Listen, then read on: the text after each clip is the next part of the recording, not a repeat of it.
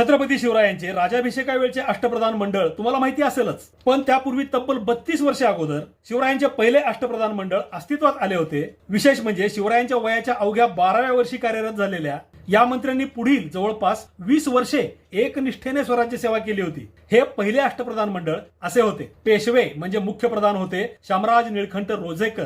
सरनोबत म्हणजे सेनापती होते मानकोजी दहातोंडे. मुजुमदार म्हणजे अमात्य होते बाळकृष्णपंत हनुमंते. डबीर म्हणजे सुमंत होते सोनो विश्वनाथ. मजालसी म्हणजे सभाप्रमुख होते बाळाजी हरी मेंढजोगी. सबनीस म्हणजे मुख्य दप्तरदार होते रघुनाथ बल्लाळ. बक्षी म्हणजे सैन्य व्यवस्थेचे प्रमुख होते नरहर बल्लाळ. चिटणीस म्हणजे पत्र व्यवहाराचे प्रमुख होते राघव बल्लाळ अत्रे.